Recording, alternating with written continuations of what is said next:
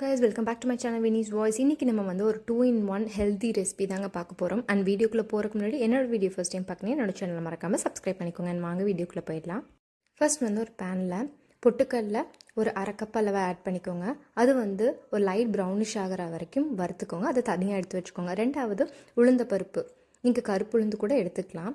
இதையும் நல்லா கலந்து கலர் மாற வரைக்கும் எடுத்து வறுத்துட்டு அதுக்கப்புறம் தனியாக எடுத்து வச்சுருங்க. அதுக்கப்புறம் பாசிப்பருப்பு அதையும் ஒரு அரை கப் போல் எடுத்து வச்சுட்டு இந்த கலர் வர வரைக்கும் நல்லா வறுத்து ஒரு தனியாக எடுத்து வச்சுக்கோங்க. அதுக்கப்புறம் கடலை, இதையும் நல்லா வறுத்து எடுத்துக்கோங்க. நம்ம பாதாமை விட இது ரொம்பவே நம்மளுக்கு ஹெல்த்தியான ஒரு இன்க்ரீடியன்ட் தாங்க. ஸோ அதுக்கு பதிலாக நீங்கள் இதை கூட யூஸ் பண்ணலாம்.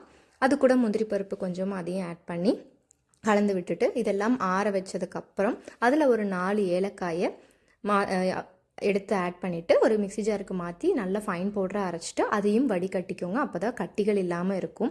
அதை ஓரமாக வச்சுட்டு அதுக்கப்புறம் ஒரு அரை கப் அளவு நான் பனங்கல்கண்டு எடுத்திருக்கேன். அதையும் இந்த மாதிரி பொடி பண்ணிக்கோங்க. இப்போ ரெண்டையும் வந்து சேர்த்தி அதையும் மறுபடியும் ஒரு ஜாருக்கு மாற்றி அதை வந்து நல்லா மிக்ஸ் பண்ணிக்கோங்க. அப்போ தான் உங்களுக்கு வந்து அதில் ஸ்வீட்னஸ் ஆட் ஆகும்.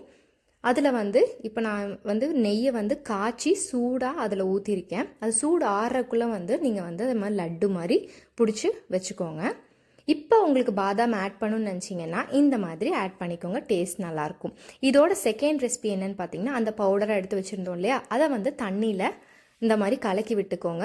கலக்கினதுக்கப்புறம் அந்த பதம், அதாவது ஒரு பதம் வர வரைக்கும் நீங்கள் அடுப்பில் வேக வச்சு கொஞ்சம் வேணும்னா உங்களுக்கு பால் கூட ஊற்றி நல்லா கெட்டியாகிற வரைக்கும் கலக்கி விட்டுட்டே இருந்தீங்கன்னா இந்த மாதிரி ஒரு ரெசிபி ஃபைன். இன்னொரு ரெசிபி கூட இது வந்து குழந்தைங்களுக்கெல்லாம் வந்து நீங்கள் தாராளமாக கொடுக்கலாம்.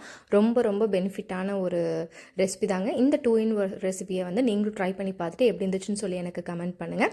அண்ட் இந்த மாதிரி மோர் வீடியோஸ்க்கு என்னோட சேனல் மறக்காமல் சப்ஸ்கிரைப் பண்ணிக்கோங்க. அண்ட் பக்கத்தில் இருக்க பெல் ஐக்கானை ப்ரெஸ் பண்ணாதான் நான் போடுற வீடியோஸோட நோட்டிஃபிகேஷன்ஸ் உங்களுக்கு கிடைக்கும். See you, bye.